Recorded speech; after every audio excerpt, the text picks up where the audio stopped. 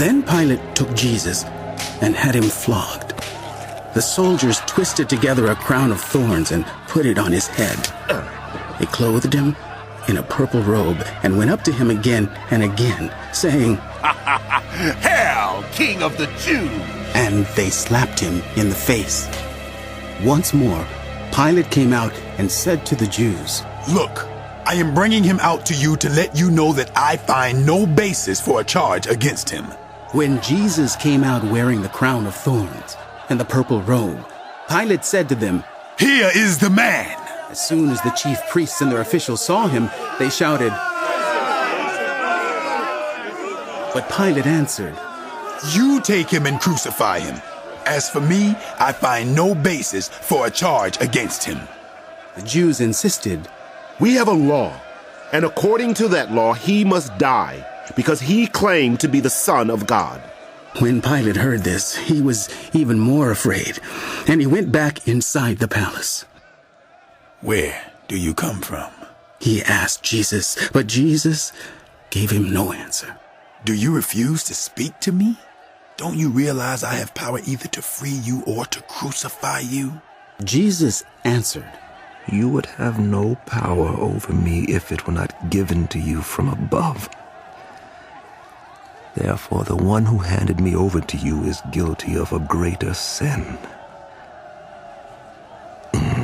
From then on, Pilate tried to set Jesus free. But the Jews kept shouting, "If you let this man go, you are no friend of Caesar." Anyone who claims to be a king opposes Caesar. When Pilate heard this, he brought Jesus out and sat down on the judge's seat at a place known as the Stone Pavement, which in Aramaic is Gabbatha. It was the day of preparation of the Passover. It was about noon. "Here is your king!" Pilate said to the Jews, but they shouted, "Take him away! Crucify him!" "Take him away!" "Shall I crucify your king?" Pilate asked. "We have no king but Caesar."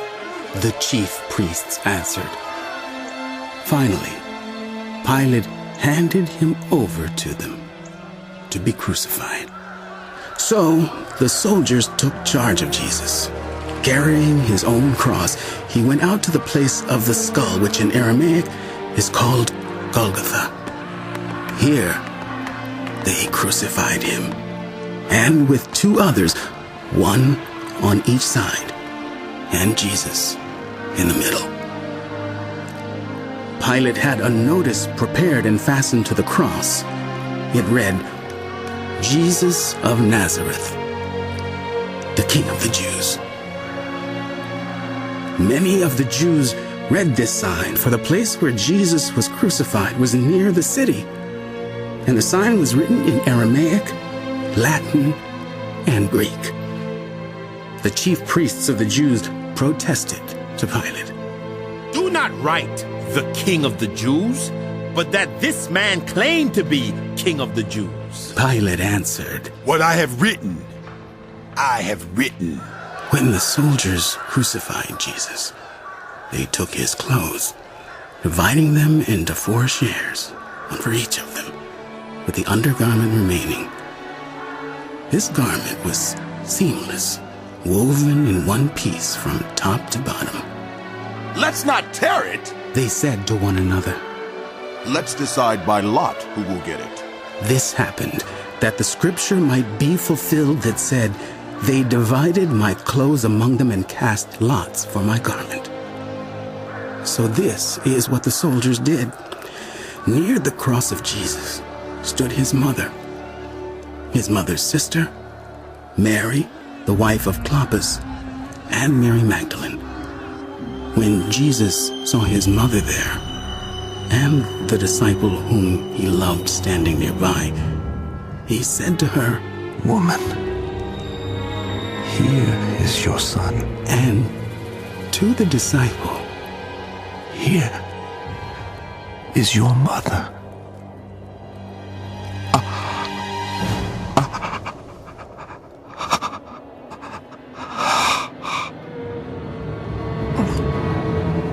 From that time on, this disciple took her into his home. Later, knowing that everything had now been finished, and so that scripture would be fulfilled, Jesus said, I am thirsty. A jar of wine vinegar was there. So they soaked a sponge in it, put the sponge on a stalk of the hyssop, and lifted it to Jesus' lips. When he had received the drink, Jesus said, It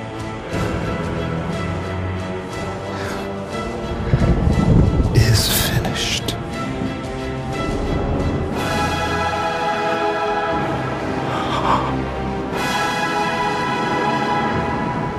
With that, he bowed his head and gave up his spirit. Now it was the day of preparation, and the next day was to be a special Sabbath. Because the Jewish leaders did not want the bodies left on the crosses during the Sabbath, they asked Pilate to have the legs broken and the bodies taken down. The soldiers therefore came and broke the legs of the first man who had been crucified with Jesus, and then those of the other. But when they came to Jesus and found that he was already dead, they did not break his legs. Instead, one of the soldiers pierced Jesus' side with a spear, bringing a sudden flow of blood and water. The man who saw it has given testimony, and his testimony is true. He knows that he tells the truth, and he testifies so that you may also believe. These things happened so that the scripture would be fulfilled. Not one of his bones will be broken. And, as another scripture says, they will look on the one they have pierced. Later, Joseph of Arimathea asked Pilate for the body of Jesus. Now, Joseph was a disciple of Jesus, but secretly, because he feared the Jewish leaders. With Pilate's permission, he came and took the body away. He was accompanied by Nicodemus, the man who earlier had visited Jesus at night. Nicodemus brought a mixture of myrrh and aloes, about 75 pounds. Taking Jesus' body, the two of them wrapped it with the spices in strips of linen. This was in accordance with Jewish burial customs. At the place where Jesus was crucified, there was a garden, and in the garden a new tomb in which no one had ever been laid.